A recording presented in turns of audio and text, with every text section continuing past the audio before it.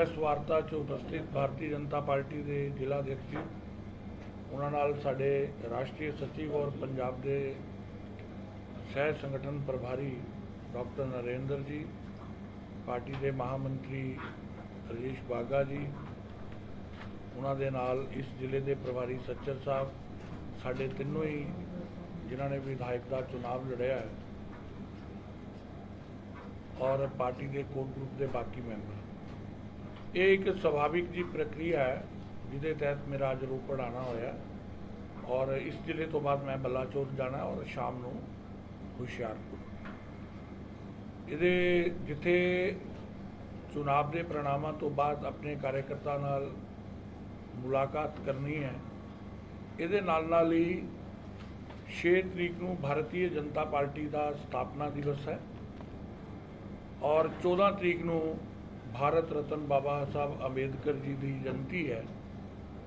और बीजेपी हर साल इन्हां कार्यक्रमों को बहुत धूमधाम नाल मनाती है। उहदी रूपरेखा तय करने लई भी मैं इत्थे आया, और 6 तरीक को स्थापना दिवस को असी पंजाब पद्धर ते, जिला पद्धर ते और मंडल पद्धर ते करन दा निर्णय जिहड़ा लिया है। इदां ही 7 तो लैके 14 तक बाबा भीमराव अंबेडकर जी की जयंती के सप्ताह नूं सेवा सप्ताह के रूप के अंदर असी मनाना है, और ये अंदर अलग अलग तरह के कार्यक्रम भारतीय जनता पार्टी करेगी, और भारतीय जनता पार्टी के मोर्चे जोड़े है इसका हिस्सा बननगे। ये सफाई अभियान तो लैके सेवा बस्तियों के अंदर सह भोज का कार्यक्रम, ब्लड डोनेशन, और हॉस्पिटल के अंदर फल वितरण, अनेक तरह के सेवा कार्य पार्टी पहला भी करती है, इस बारी भी करेगी। उहदे ही तहत मेरा आना होया, और भारतीय जनता पार्टी का कार्यकर्ता जिहड़ा है वो पूरी तरह नाल तैयार है, और इस चुनाव के परिणाम चाहे जो भी रहे हों, लेकिन भारतीय जनता पार्टी ने पहली बार एडे बड़े पद्धर के उत्ते चुनाव लड़िया है। आप सब भी जानते हैं कि किस प्रकार अंदोलन की आड़ के अंदर साढ़े कार्यक्रम और छोटे छोटे कार्यक्रम करना भी औखा सी, लेकिन उसके बावजूद भी 1 महीने के अंदर जिस तनदेही के नाल, जिस हिम्मत के नाल अपने कार्यकर्ता ने चुनाव लड़िया और लड़ाया है, और पार्टी के झंडे को बुलंद रखा, वो अपने आप एक उदाहरण है। ये नाल ही असी 73 सीटां ते सिंबल ते चुनाव लड़िया सी, जिहदे अंदर 99 लाख लोगों ने वोट कास्ट किया, जिहदे तो 10,33,000 वोटां जिहड़ियां बीजेपी नूं पईयां। अगर असी उहदा परसेंटेज कढ़दे हैं और 10% तो उपर है, लेकिन अगर उन्होंने 117 सीटां च कन्वर्ट करते हैं तो पार्टी को 6.6% वोटां जिहड़ियां वो प्राप्त हुई, और जनता के इस फतवे को असी पहला भी स्वीकार किया है।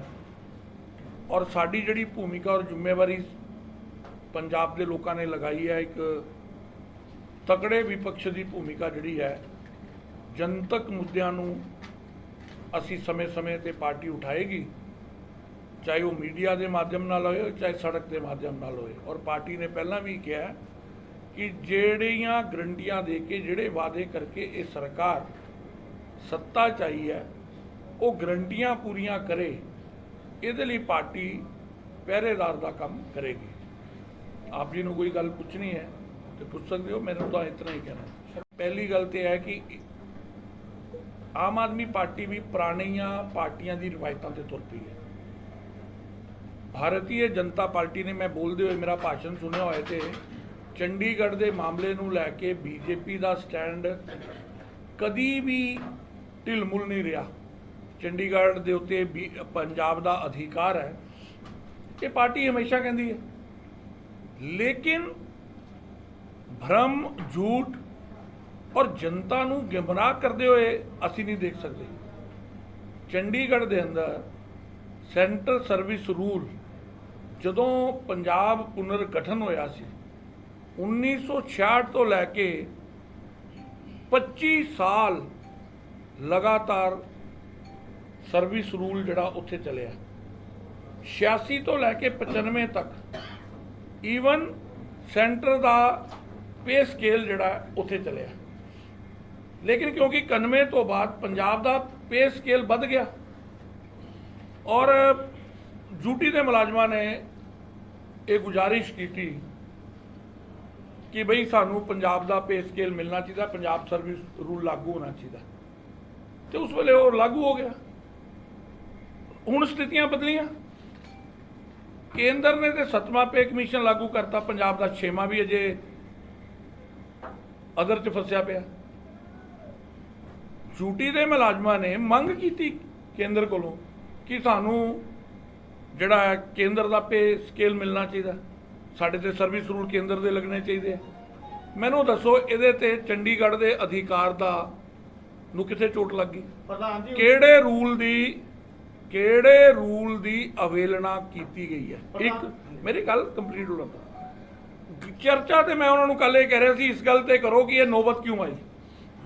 दिओ ना पंजाब के मुलाजमान दे नूं 6वां वित्त कमीशन, करो ना लागू 7वां वित्त कमीशन, क्यों नहीं लागू करते? ऐसी नौबत ही क्यों आई? पंजाब की हालत यह है कि बेसिक तनख्वाह जी लोग 3-3 साल बेसिक तनख्वाह देनी होंगी है, वो भी नहीं देंगे।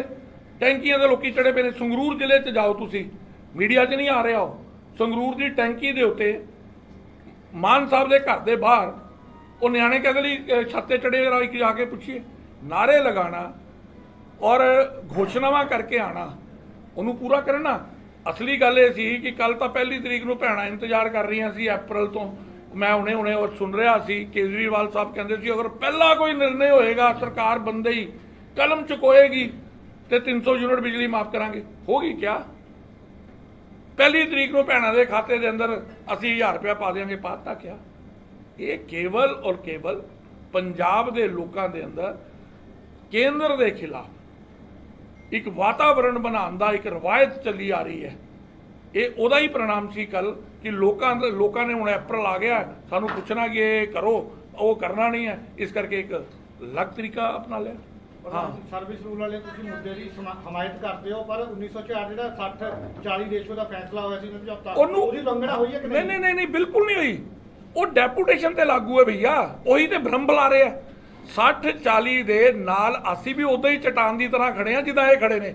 ਤੁਸੀਂ ਉਹਨਾਂ ਦਾ ਉਹ ਦੇਖੋ ਤਾਂ ਸਹੀ ਜਰਾ ਕੱਢ ਕੇ ਸਾਰਾ 60-40 ਨੂੰ ਕਿਤੇ ਉਹਦਾ ਤਾਂ ਡੈਪੂਟੇਸ਼ਨ ਨੂੰ ਤੇ ਛੇੜਿਆ ਹੀ ਨਹੀਂ, ਉਹਨਾਂ ਤੇ ਲਾਗੂ ਹੀ ਨਹੀਂ ਹੋਣਾ। ਇਸ ਕਰਕੇ ਮੈਂ ਤਾਂ ਹੀ ਇਹ ਕਹਿ ਰਿਹਾ ਨਾ, ਭਰਮ ਫੈਲਾਣਾ ਬੰਦ ਕਰ। ਪਰ ਇੱਕ ਪਾਸੇ ਤੁਸੀਂ ਕਹਿੰਦੇ ਚੰਡੀਗੜ੍ਹ ਜਿਹੜਾ ਪੰਜਾਬ ਨੂੰ ਮਿਲਣਾ ਚਾਹੀਦਾ ਹੱਕ ਆ, ਤੇ ਦੂਜੇ ਪਾਸੇ ਕੇਂਦਰ ਜੇ ਚੰਡੀਗੜ੍ਹ ਦੇ ਉੱਤੇ ਆਪਣੇ ਸਰਵਿਸ ਰੂਲ ਲਾਗੂ ਕਰਕੇ ਉਹਦੇ ਹੱਕ। ਇਹ ਤਾਂ ਪਹਿਲਾਂ ਵੀ ਲਾਗੂ ਸੀ, ਉਦੋਂ ਸਾਡਾ ਹੱਕ ਖਤਮ ਹੋ ਗਿਆ ਸੀ ਕਿਆ? ਉਹੀ ਤਾਂ ਮੈਂ ਦੱਸ ਰਿਹਾ, ਡਿਊਟੀ ਸੀ ਉਸ ਵੇਲੇ। ਡਿਊਟੀ ਜਦੋਂ ਬਣੀ ਹੈ, ਇਹ 5 ਸਾਲ ਉਹਨਾਂ ਦੀ ਇਹ ਤਨਖਾਹ ਲੈਂਦੇ ਰਹੇ, ਸਰਵਿਸ ਰੂਲ ਵੀ ਕੇਂਦਰ ਦਾ ਚੱਲਦਾ ਰਿਹਾ, ਤਾਂ ਅਸੀਂ ਆਪਣਾ ਹੱਕ ਛੱਡਤਾ, ਸਾਡਾ ਹੱਕ ਤੇ ਉੱਥੇ ਹੀ ਖੜਾ ਹੈ।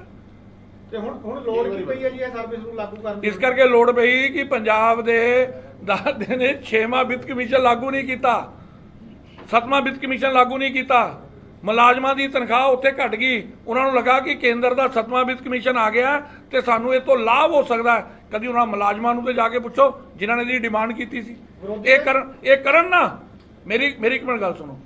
ਚਰਚਾ ਇਸ ਗੱਲ ਤੇ ਕਰਵਾਓ ਕਿ ਇਹਨਾਂ ਤੇ ਪ੍ਰੈਸ਼ਰ ਪਾਓ ਕਿ ਪੰਜਾਬ ਦੇ ਮੁਲਾਜ਼ਮਾਂ ਨੂੰ 6ਵਾਂ ਵਿੱਤ ਕਮਿਸ਼ਨ ਔਰ 7ਵਾਂ ਵਿੱਤ ਕਮਿਸ਼ਨ ਦਿਓ, ਤਾਂ ਕਿ ਇਦਾਂ ਦੀਆਂ ਨੋਬਤਾਂ ਨਾਲ ਉਹ ਦੁਬਾਰਾ ਕਹਿਣਗੇ ਜਦੋਂ ਪੰਜਾਬ ਦੀ ਤਨਖਾਹ ਵੱਧ ਜਾਏਗੀ ਤੇ ਪੰਜਾਬ ਦਾ ਲੱਗ ਜਾਏਗਾ ਕੋਈ। ਉਹ 'ਚ ਕੀ ਪ੍ਰੋਬਲਮ ਹੈ? ਆਮ ਆਦਮੀ ਪਾਰਟੀ ਲੀਡਰ ਕਹਿੰਦੇ ਜੇ ਮੁਲਾਜ਼ਮਾਂ ਦਾ ਤੁਹਾਨੂੰ ਇੰਨਾ ਜਿਹੜਾ ਹੈਗਾ ਦੁੱਖ ਹੈਗਾ ਤੇ ਪੰਜਾਬ ਦੇ ਵਿੱਚ ਵੀ ਲਾਗੂ ਕਰ ਦਿਓ। ਜਿਹੜੇ ਫੰਡ ਹੈਗੇ ਪੰਜਾਬ ਦੇ ਉਹ ਕੇਂਦਰ ਕਿਉਂ ਰੋਕ? ਨਹੀਂ, ਲਾਗੂ ਤੇ ਇਹਨਾਂ ਨੇ ਕਰਨਾ, ਅਸੀਂ ਕਰਨਾ।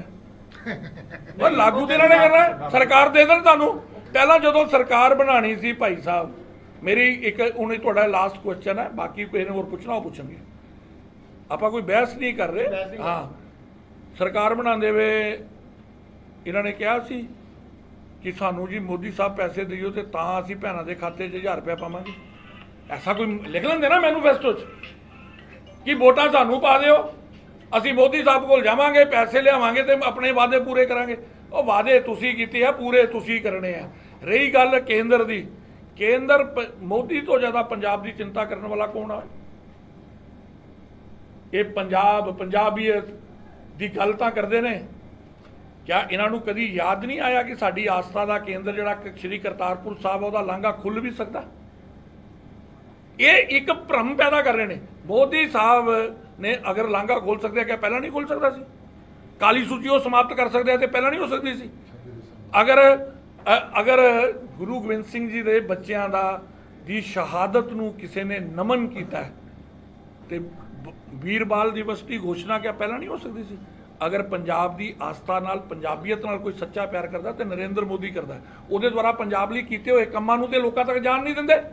ਉਹਦਾ ਕਾਰਨ ਇਹ ਹੈ ਕਿ ਰਾਜਨੀਤੀ ਖਤਮ ਹੋ ਜਾਏਗੀ ਜਿਸ ਦਿਨ ਪਤਾ ਲੱਗੇਗਾ ਕਿ ਪੰਜਾਬ ਦਾ ਹਤੇਸ਼ੀ ਨਰਿੰਦਰ ਮੋਦੀ ਹੈ, ਬੀਜੇਪੀ ਹੈ। ਬੀਜੇਪੀ ਦਾ ਤੁਹਾਡਾ ਸੰਗਠਨ, ਬੀਜੇਪੀ ਦਾ ਤੁਹਾਡਾ ਜਿਹੜਾ ਸੰਗਠਨ ਉਹ ਪਹੁੰਚਾਵੇ ਇਹਨਾਂ ਗੱਲਾਂ ਨੂੰ ਲੋਕਾਂ ਤੱਕ, ਜਿਹੜੀ ਲੋਕ ਰਹੇ ਜਾਣਗੀਆਂ ਜੀ, ਜਾਣਗੀਆਂ, ਸਭ ਜਾਣਗੇ। ਪ੍ਰਧਾਨ ਜੀ ਤੁਹਾਡੇ ਉਹਦੇ ਜਵਾਬ ਨਾਲ ਉਹ ਕਹਿੰਦੇ ਜੇ ਕੇਂਦਰ ਤੋਂ ਮੰਗ ਰਹੇ ਅਸੀਂ ਆਪਣਾ ਹੱਕ ਮੰਗ ਰਹੇ ਆ, ਜਿਹੜਾ ਟੈਕਸ ਲੈ ਕੇ ਜਾਂਦੀ ਹੈ ਪੰਜਾਬ। ਐਸਾ ਹੈ ਕਿ ਜੋ ਕੇਂਦਰ ਦਾ ਮਾਪਦੰਡ ਹੈ ਪੂਰੇ ਦੇਸ਼ ਲਈ ਹੁੰਦਾ ਔਰ ਜੋ ਪੂਰੇ ਦੇਸ਼ ਦੇ ਲਈ ਹੈਗਾ ਔਰ ਹਰ ਸਟੇਟ ਦਾ ਜੋ ਵੀ ਹਿੱਸਾ ਕੇਂਦਰ ਕਦੇ ਉਹਨੂੰ ਰੋਕਦਾ ਹੀ ਨਹੀਂ ਹੈ, ਉਹਨੂੰ ਉਹ ਦਿੰਦਾ। ਇਹ ਕੇਵਲ ਔਰ ਕੇਵਲ ਲੋਕੀ ਹੁਣ ਉਹ ਨਾ ਤੁਰਦੇ ਹੁਣ ਜਿੱਦਾਂ ਇਹਨਾਂ ਨੇ ਕਿਹਾ ਤਾਂ 35,000 ਨੌਕਰੀਆਂ ਅਸੀਂ ਦੇ ਰਹੇ ਹਾਂ, ਦੇਤੀਆਂ ਕਿਆ? ਘੋਸ਼ਣਾ ਮੰਤਰੀ ਬਣੇ ਪਏ ਨੇ, ਘੋਸ਼ਣਾ ਕਰੀ ਜਾਂਦੇ ਨੇ, ਕਿਸੇ ਨੇ ਪੁੱਛਣਾ ਨਹੀਂ। ਲੇਕਿਨ ਅਸੀਂ ਇੱਥੇ ਪਹਿਰਾ ਦੇ ਰਹੇ ਹਾਂ, ਘੋਸ਼ਣਾਵਾਂ ਨੂੰ ਅਮਲੀ ਜਾਮਾ ਬੁਲਾਓ, ਇੱਧਰ ਉੱਧਰ ਦੀਆਂ ਗੱਲਾਂ ਕਰਨਾ ਬੰਦ ਕਰੋ। ਜਵਾਬਦੇਹੀ ਤੁਹਾਡੀ ਹੈ, ਸਰਕਾਰ ਇਹਨਾਂ ਦੀ ਹੈ, ਅੱਜ ਇਹਨਾਂ ਨੂੰ ਦੱਸਣਾ ਪੈਣਾ। ਟੰਕੀ ਵਾਲਿਆਂ ਨੂੰ ਥੱਲੇ ਲਾ ਲਓ ਕਾ। ਅਸੀਂ ਪੂਰੀ ਸੰਪਰਕ ਚ ਕੇਂਦਰ ਵਾਲਿਆਂ ਦੇ, ਉੱਥੇ ਵੀ ਇਹਨਾਂ ਦੇ ਕੋਲੋਂ ਨਾ ਨਾਂ ਨੂੰ ਜਾਣ 'ਚ ਥੋੜੀ ਦੇਰੀ ਹੋਈ ਹੈ ਔਰ ਕੋਰਟ ਉਹ 'ਚ ਇਨਵਾਲਵ ਹੈ, ਲੇਕਿਨ ਉਹਦੇ 'ਚ ਪੰਜਾਬ ਦਾ ਹਿੱਸਾ ਮਿਲੇ, ਸਾਡੀ ਇਹ ਰਾਏ ਹੈ। ਔਰ ਅਸੀਂ ਜੋ ਪੁਰਾਣੀ ਸਥਿਤੀ ਹੈ ਉਹ ਬਹਾਲ ਹੋਏ, ਉਹਦੇ ਲਈ ਪੂਰੀ ਤਰ੍ਹਾਂ ਸੰਪਰਕ। ਅੱਛਾ, ਅਕਾਲੀ ਦਲ ਨਾਲ ਕੋਈ ਸਮਝੌਤਾ ਹੋਣ ਦੀ ਕੋਈ ਸੰਭਾਵਨਾ ਹੈ? ਅਰੇ ਬਾਤ ਛੋੜੋ ना आप यार, प्रधान जी प्रधान जी छोड़ दो ना, अब आगे बढ़ने दो उनको, होने दो पैरों ਦੇ ਨਿਰਭਰ। प्रधान जी ਤੁਸੀਂ ਪਾਰਟੀ ਪ੍ਰਧਾਨ ਹੋ ਪੰਜਾਬ ਪਾਣੀ ਦੇ ਮਾਮਲੇ ਪੰਜਾਬ ਨਾਲ। ਇੱਕ ਮਿੰਟ ਉਹ ਮੈਂ ਆਪਣੇ ਪੰਜਾਬ ਦੇ ਨਾਲ ਖੜਾ। ਅੱਛਾ ਪ੍ਰਧਾਨ ਜੀ ਨਹੀਂ ਕਿਹੜੇ ਕੀ ਲੱਗਦਾ ਵੀ ਇੱਥੇ ਵਾਲੇ ਪੰਜਾਬ ਦੇ ਤੋਂ ਬਾਅਦ ਹੁਣ ਗੁਜਰਾਤ ਵਾਲੇ ਹੁਣ ਇਹ ਝੂਠ ਹੀ ਬੋਲਣਾ, ਹੁਣ ਉੱਥੇ ਬੋਲਾਂਗੇ। ਧੰਨਵਾਦ ਸਾਰਿਆਂ ਦਾ। ਚਲਿਏ ਧੰਨਵਾਦ। ਦੇ ਖਿਲਾਫ ਜੋ ਫੈਸਲੇ ਹੋ ਰਹੇ ਆ। ऐसा है कि ਮੈਨੂੰ ਲੱਗਦਾ ਕਿ ਭਾਰਤੀ ਜਨਤਾ ਪਾਰਟੀ ਜਾਂ ਜਿਹੜੀ ਕੇਂਦਰ ਦੀ ਸਰਕਾਰ ਹੈ ਉਹ ਕਦੀ ਵੀ ਉਹਨਾਂ ਨੇ ਜੀਵਨ ਦੇ ਅੰਦਰ ਬਦਲੇ ਦੀ ਰਾਜਨੀਤੀ ਨਹੀਂ ਕੀਤੀ ਔਰ ਨਾ ਹੀ ਉਹ ਕਦੀ ਕਰਦੀ ਹੈ। ਔਰ ਹਰ ਇੱਕ ਚੀਜ਼ ਨੂੰ ਰਾਜਨੀਤਿਕ ਚਸ਼ਮੇ ਨਾਲ ਦੇਖਣਾ ਬੰਦ ਕਰਨਾ ਚਾਹੀਦਾ ਹੈ। ਪੰਜਾਬੀਆਂ ਦਾ ਬਹੁਤ ਨੁਕਸਾਨ ਅਸੀਂ ਇਹਨਾਂ ਚੀਜ਼ਾਂ ਨਾਲ ਕਰਦੇ ਹਾਂ ਔਰ ਮੈਨੂੰ ਲੱਗਦਾ ਕਿ ਬਚਣਾ ਚਾਹੀਦਾ ਹੈ। ਹਰ ਇੱਕ ਗੱਲ ਦੀ ਪਹਿਲਾਂ ਘੋਖ ਕਰ ਲਓ। ਮੈਂ ਕੱਲ ਵਿਧਾਨ ਸਭਾ 'ਚ ਪੁੱਛਿਆ ਨਾ, ਜਵਾਬ ਕਿਉਂ ਨਹੀਂ ਦਿੱਤਾ? ਮੈਂ ਵਾਇਲੇਸ਼ਨ ਕਿਹੜੀ ਐਕਟ ਦੀ ਹੋਈ ਹੈ ਦੱਸ ਦਿਓ ਮੈਨੂੰ। ਸਪੀਕਰ ਸਾਹਿਬ ਨੇ ਐਦਾਂ ਭਾਈ 4 ਮਿੰਟ ਬੋਲਣ ਦਿੰਦੇ, ਜਿਹੜੇ ਤੱਥੇ ਰੱਖਣਾ ਸ਼ੁਰੂ ਕੀਤੇ, ਨਹੀਂ ਜੀ ਟਾਈਮ ਹੋ ਗਿਆ, ਤੁਹਾਡਾ ਟਾਈਮ ਹੋ ਗਿਆ। ਇਹ ਲੋਕਤੰਤਰ ਦੀ ਦੁਹਾਈ ਪਾਉਂਦੇ ਆ, ਬੋਲਣ ਕਿਉਂ ਸੁਣਿਆ ਕਿਉਂ ਨਹੀਂ ਗਿਆ? ਸੁਣ ਲੈਂਦੇ ਨਾ, ਦਿੰਦੇ ਨਾ ਜਵਾਬ। ਹੁਣ ਇੱਕ ਮਿੰਟ ਮੇਰੀ ਗੱਲ ਸੁਣੋ, ਆਪਾਂ ਗਰੰਟੀ ਦੀ ਗੱਲ ਕੀਤੀ ਹੈ। ਮੈਂ ਇਹ ਦੇਖੋ, ਮੈਂ ਇੰਡੀਵਿਜੂਅਲੀ ਇਸ ਗੱਲ ਦੇ ਉੱਤੇ ਵਿਚਾਰ ਰੱਖਿਆ ਸੀ। ਮੇਰੇ ਨਹੀਂ ਸਵਾਦ ਦੀ ਗੱਲ ਨਹੀਂ ਹੈ। ਦੇਖੋ ਅਸੀਂ ਤੁਸੀਂ ਜੇਕਰ ਬੀਜੇਪੀ ਦਾ ਪੰਜਾਬ ਦੇ ਜਦੋਂ ਅਸੀਂ ਇਹ ਚੁਣਾਵ ਚਾਲੂ ਹੋਣਾ ਸੀ, ਮੈਂ ਪੰਜਾਬ ਦੀ ਪ੍ਰੈਸ ਕਾਨਫਰੰਸ ਕਿਹਾ ਸੀ ਕਿ ਚੁਣਾਵ ਆਯੋਗ ਨੂੰ ਪੋਲੀਟੀਕਲ ਪਾਰਟੀਆਂ ਦੀ ਜਵਾਬਦੇਹੀ ਘੋਸ਼ਣਾ ਪੱਤਰ ਦੇ ਉੱਤੇ ਤੈਅ ਕਰਨ ਦਾ ਕੋਈ ਕਰਨਾ ਚਾਹੀਦਾ ਔਰ ਮੈਨੂੰ ਲੱਗਦਾ ਕਿ ਇਹ ਬਹੁਤ ਜਲਦੀ ਦੇਖਣਾ ਤੁਸੀਂ ਇਹ ਗੱਲ ਆਣੀ ਹੈ, ਇਹ ਸ਼ੁਰੂ ਹੋਈ ਹੈ, ਆਏਗੀ।